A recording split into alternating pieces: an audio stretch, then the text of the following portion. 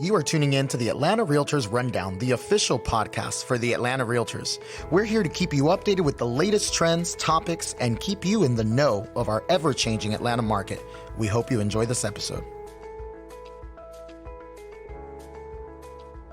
Welcome back to another episode of the Atlanta REALTORS Rundown. Today I have a special guest and a dear friend of mine, Maura Neill, here. And I want to start off the episode with giving her an opportunity to introduce herself and just tell us a little bit about her involvement with our association over the years. Well, thank you so much for having me, Kate.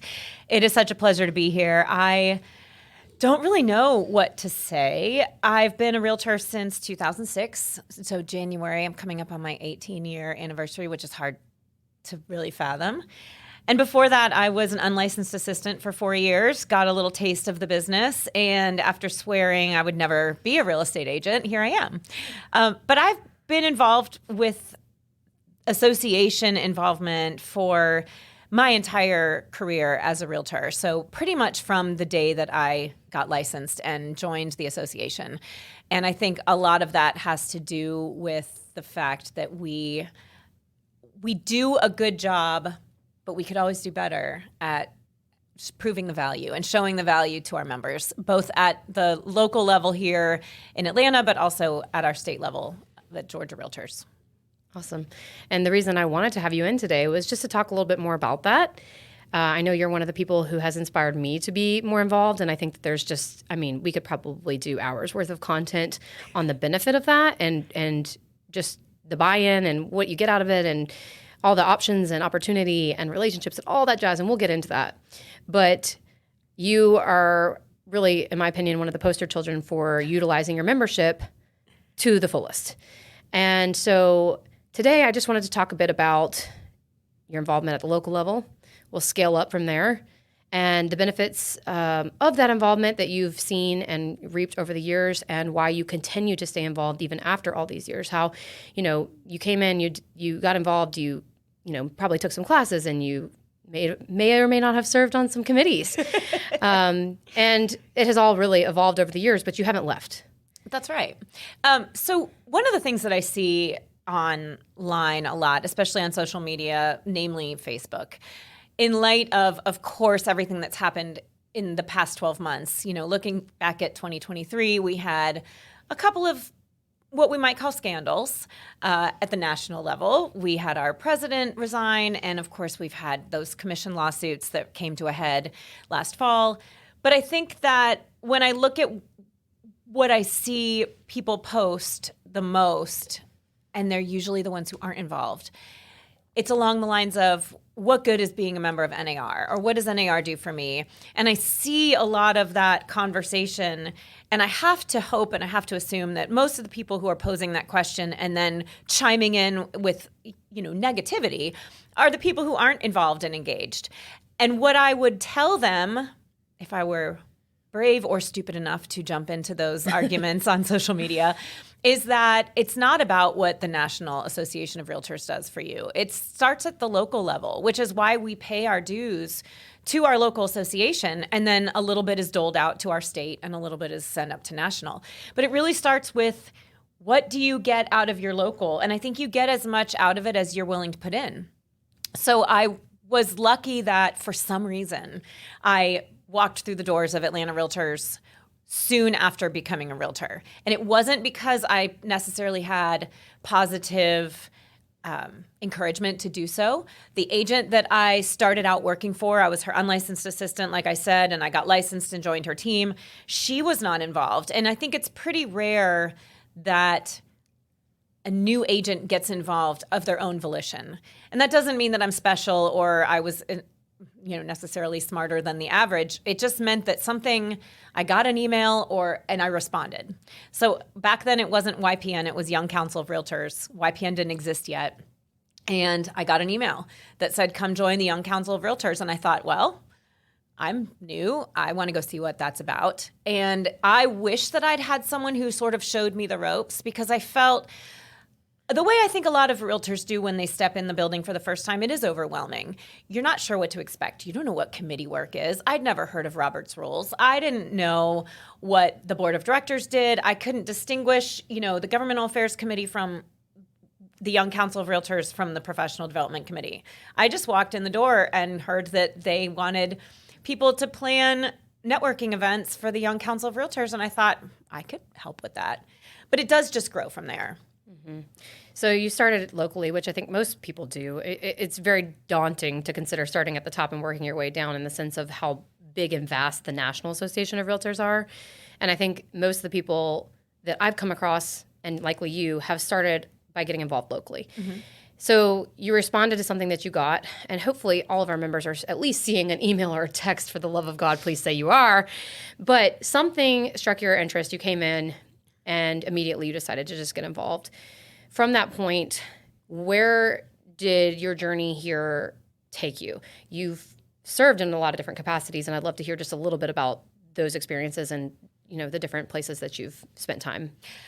So, like I said, I got started with YCR, and that was a fun experience because one of our past presidents, who had not yet made it to president, Todd Emerson. It was basically a 3-person committee. It was Jeremy Trask, Todd Emerson, and me. And we kind of just made it happen, made it work. But and then 2 years later, I joined the Leadership Academy, which is now our Emerging Leaders program. And I applied and got accepted. And I was pretty excited. I was like, what is this? And here's the thing, though. I sort of wish I could go back and be in the Emerging Leaders program again, because I didn't know what I didn't know, and I didn't know what to expect. And I think about that a lot because I've done Atlanta's, Georgia's, and NAR's. And I sort of wish that I could go back and do all 3, because I think I would get something very different out of them. Interesting. So while I see tremendous value in newer agents being in a Leadership Academy situation, man, I wish some of them would wait. And I'm glad that we have, the requirement now that they're a realtor for a year or 2 before they are viable options, because I think that had I sold more houses, been a realtor for longer, and had a little bit more time to get my feet wet, by serving on committees, I would have gotten a lot more out of it. Mm-hmm. But early on, Young Council of Realtors was really the only thing that I did. And I think the next committee that I joined, really only because someone asked me to, and not because I had any political interest nor knowledge, was the Governmental Affairs Committee. And that was a year or 2 of me being a little confused, because politics just isn't in my wheelhouse. But then it's interesting that you mention, starting locally rather than quote unquote at the top. And I think it's fair to say neither Kate nor I think that the National Association is the top and everyone else is on the bottom. Correct. But from a pyramid structure. Correct. Yeah, right.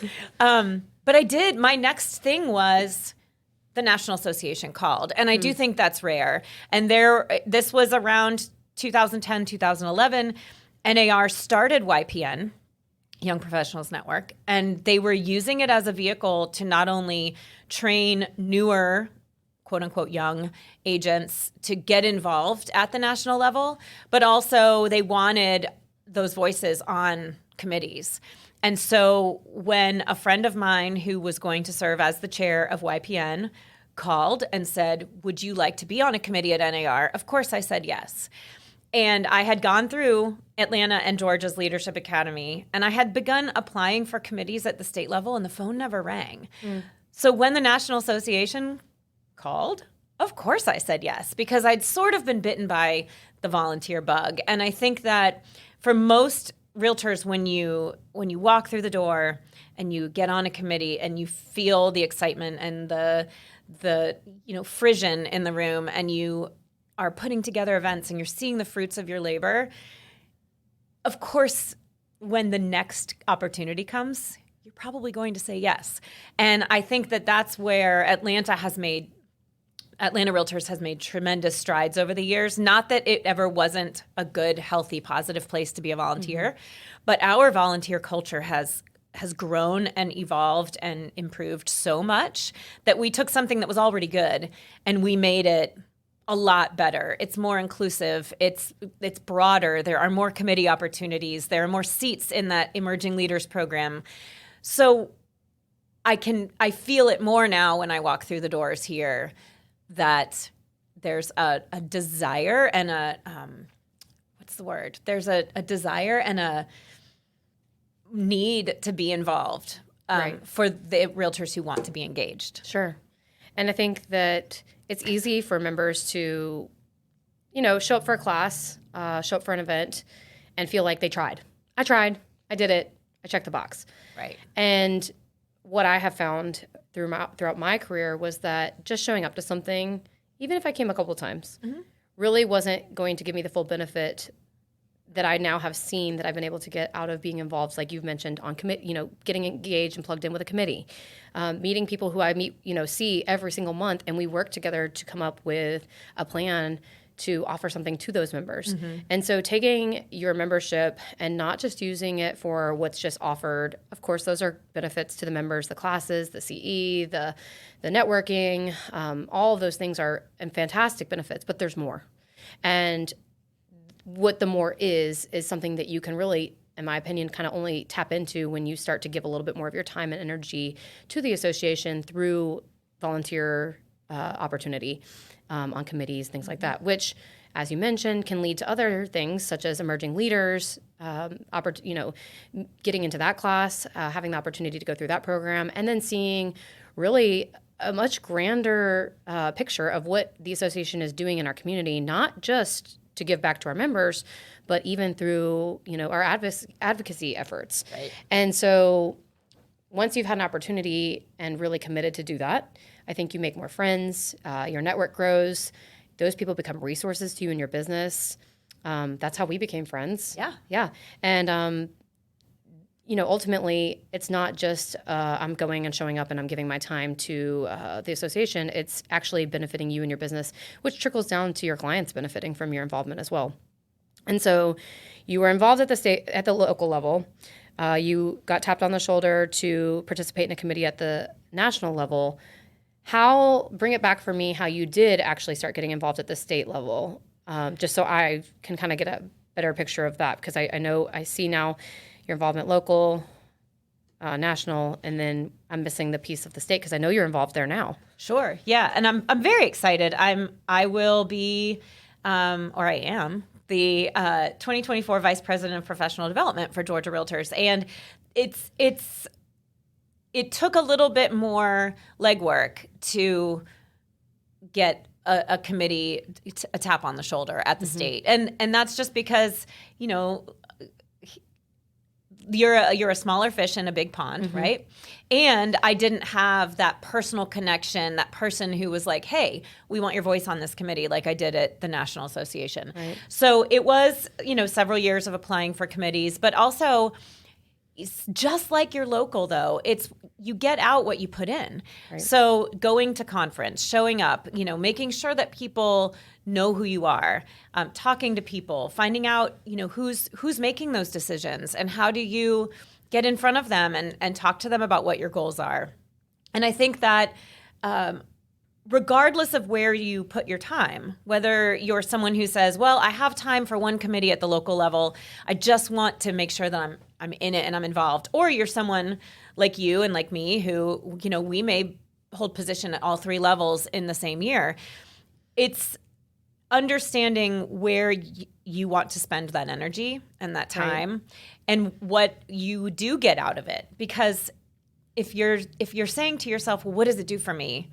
But you're not engaging in any way and you're not being involved, then I think what you'll see is you get a lot less from your associations at all three levels. But if you put a little bit into it, if you sit on a committee and you kind of get to peek behind the curtain, right? You get to see how the sausage is made.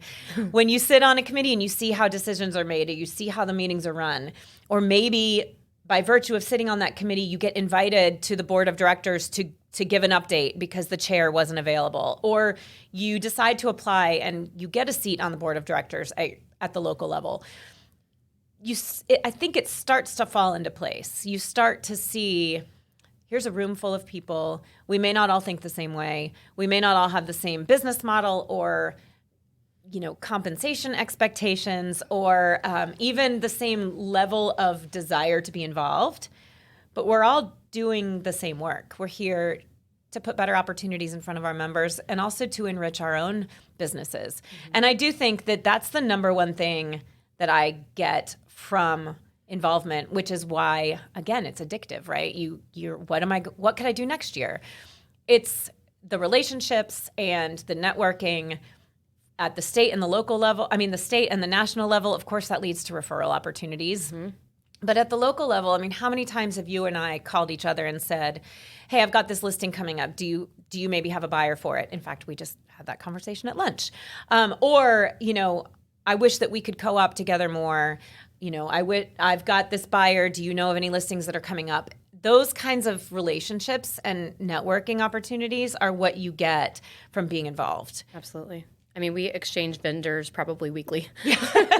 I need a stucco inspector. And yeah. I know that, you or Kristen Coffin on our little group text, one of you is going to have the thing that I need. Right. And when you can make that personal introduction, it helps a lot too. And I know I'll tell my clients, hey, I have a few realtor friends that I trust that might have a resource here. Let me check in with them and I'll get back to you. So yes, the relationships are huge. And I think that part of the relationship building is also what opens additional doors. And you kind of hit on that.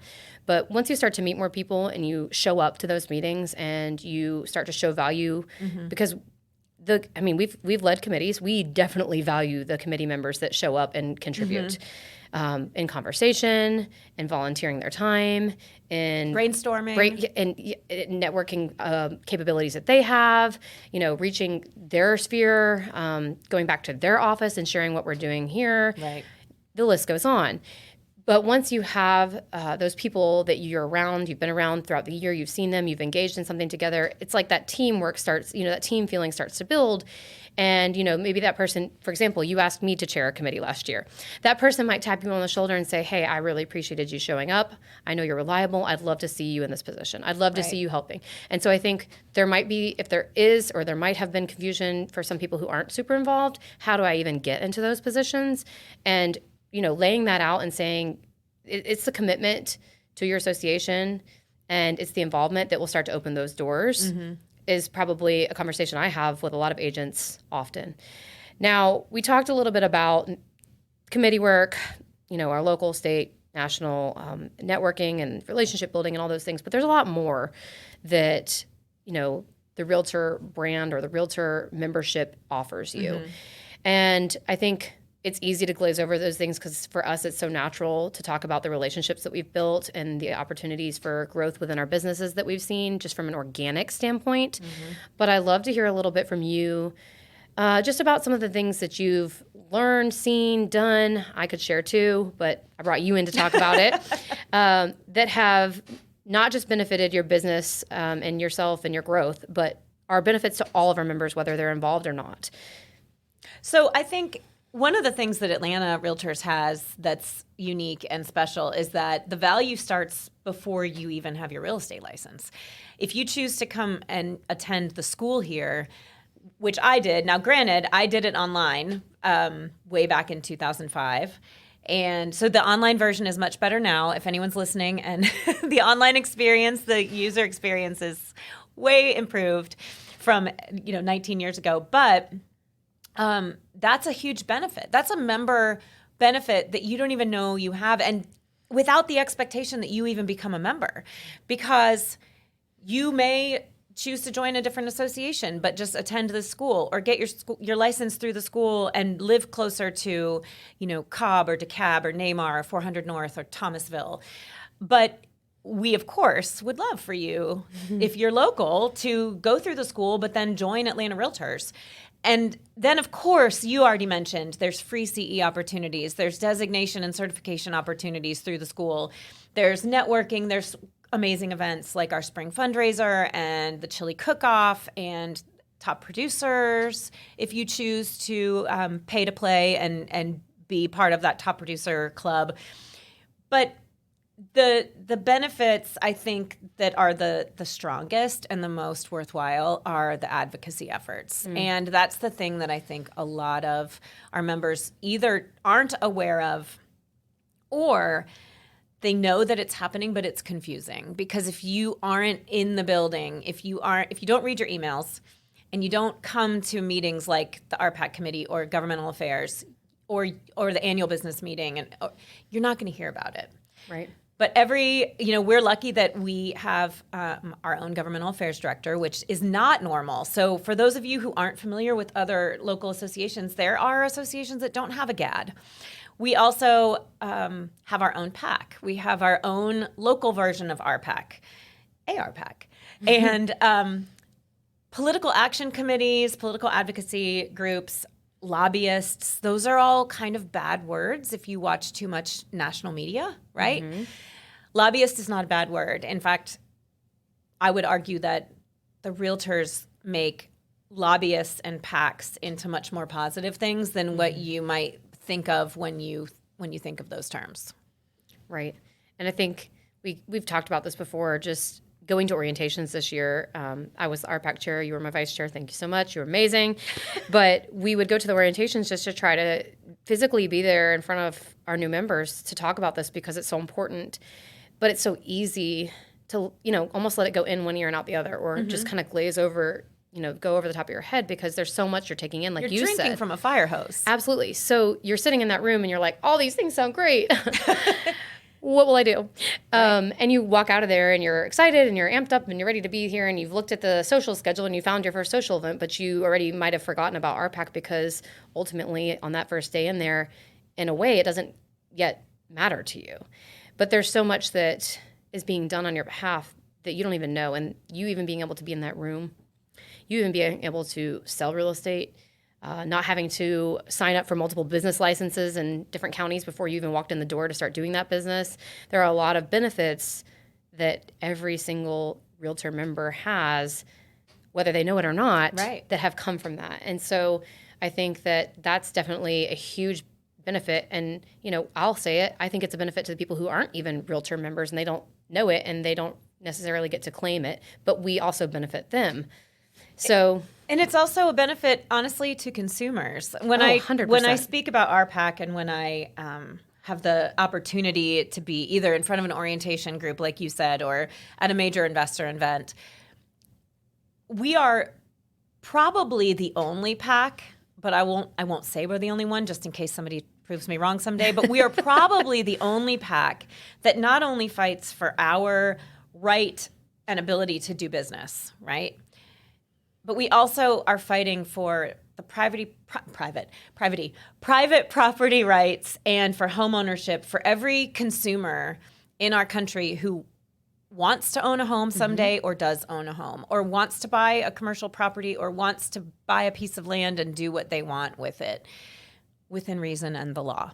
So when we talk about RPAC and we talk about lobbyist being a good word, those are the kinds of things we're fighting for and that our RPAC dollars go for. So you mentioned not having to get a business license in every municipality. Can you imagine, Kate, or anyone listening, think of where you sold houses this year.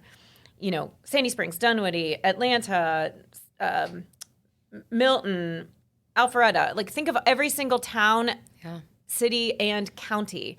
What if you had to buy a business license in every municipality, every jurisdiction where you sold a house? That's money just right out of your pocket.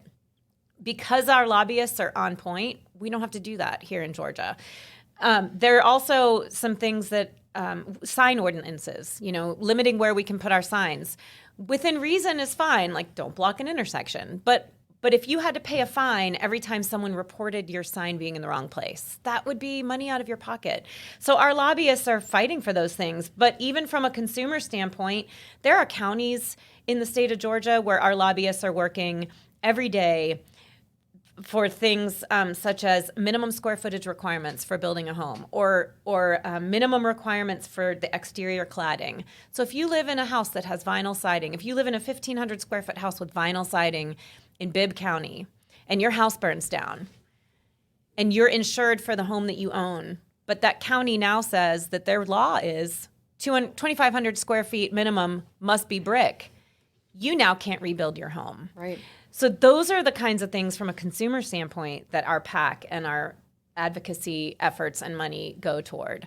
So we make a PAC look good, right? We make our lobbyists do good things, and those are the things that our colleagues are out lobbying for too. It's not just our governmental affairs staff that are doing the lobbying. It's when we go down to our Days at the Dome in February, which the registration just came out for. So make sure you're reading your email, friends.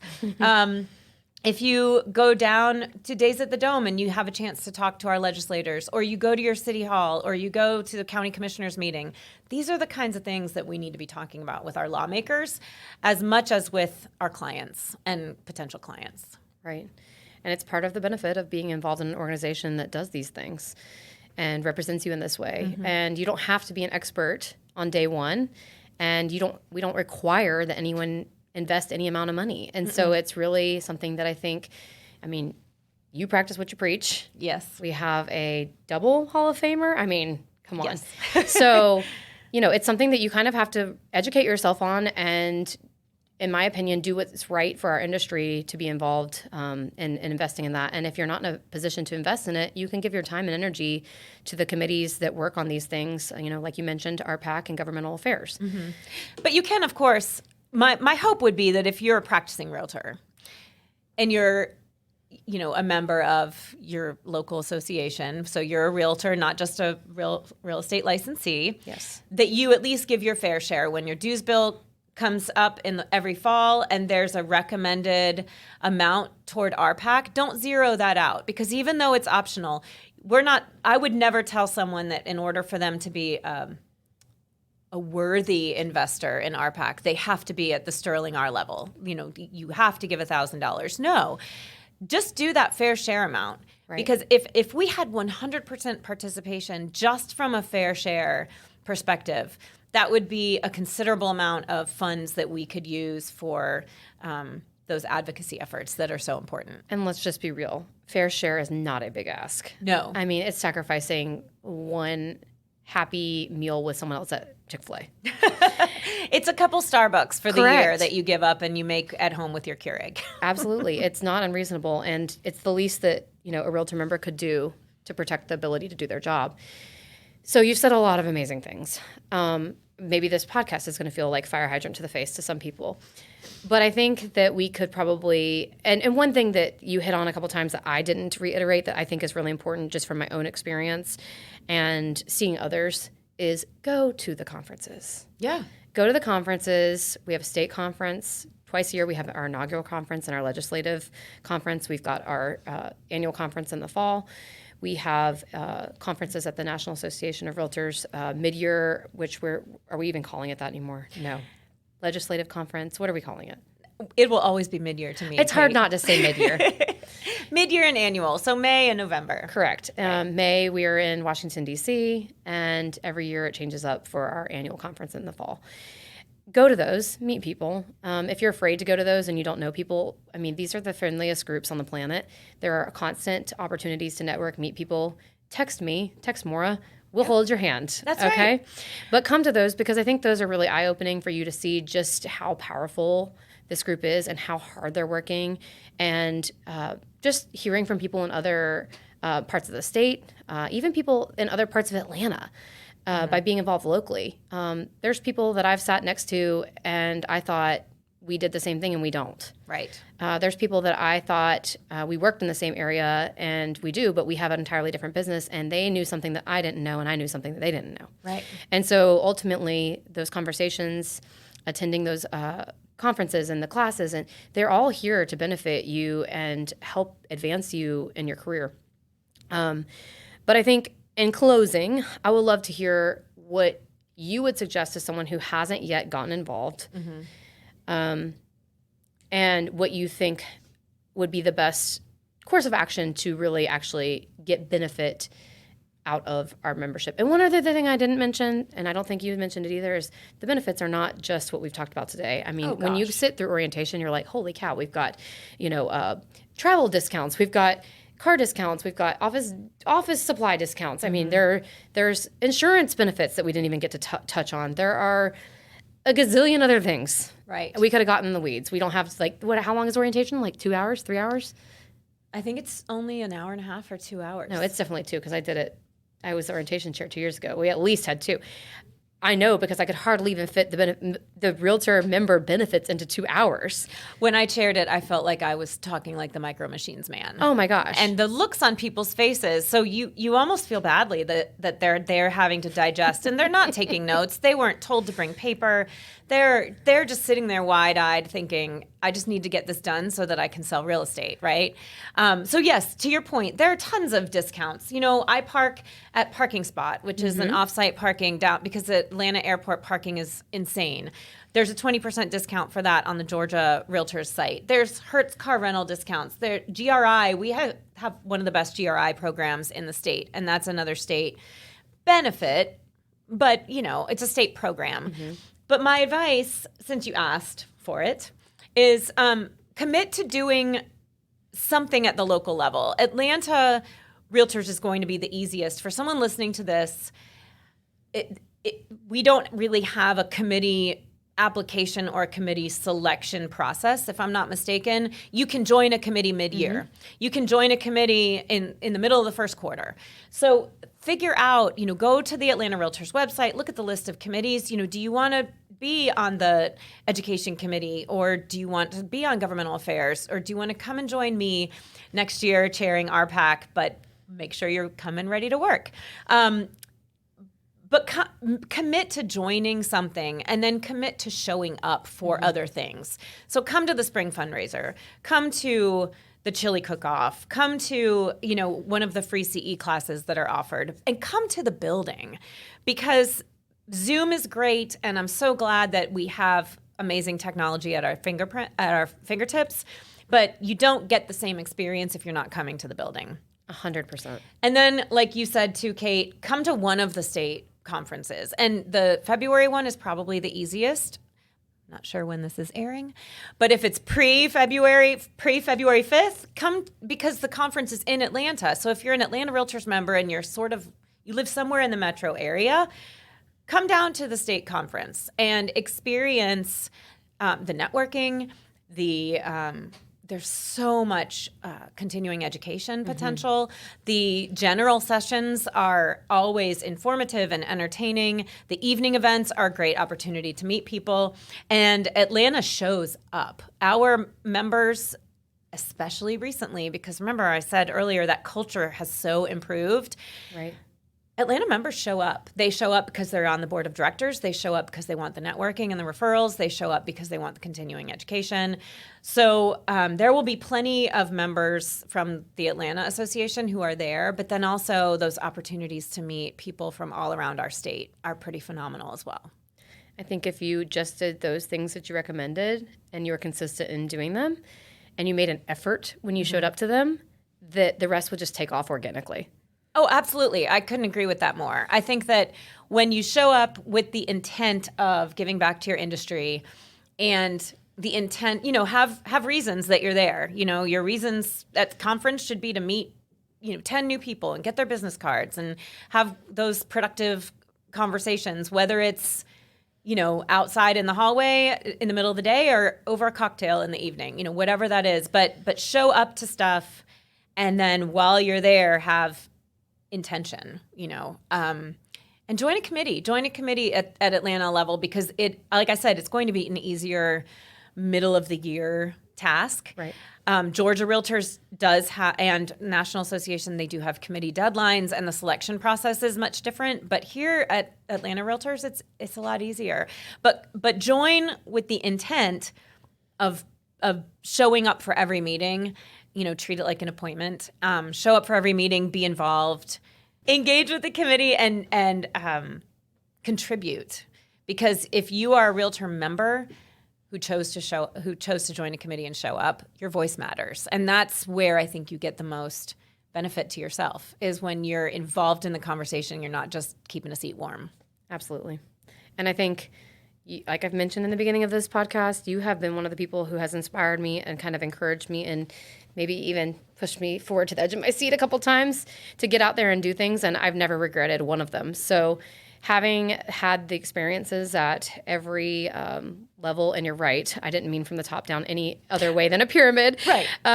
Having had experiences at each level, and having had commitments and shown up for them, and really given my all when I'm there, I feel like I've gotten far more than I could even express to anyone out of those experiences, from every facet. And so I want to say thank you. Oh, and then I would also encourage others to step outside of maybe their comfort zone and show up to things and say hi. Don't be shy. I know that can be hard for some people, but say hi. If you see somebody that you've seen before, say hi. Engage people, share your information, and just come with an open heart and hands and mind to see what you could possibly get back out of all of this. Yeah, and as a self-proclaimed introvert, I can speak to it's not always easy. You have to force yourself to leave your hotel room and show up and meet people and stick your hand out and shake their hand and say hi and introduce yourself. Or you have to force yourself to come to the in-person meeting rather than be on Zoom. But you just learn how to refresh and recharge after several days of that. So even for you introverts out there, it's possible, and you may be shocked how much you actually get out of it when you are willing to put into the business. Absolutely. Well, you have done so much for our industry and a lot for our local, state, and at the national level. You teach across the country.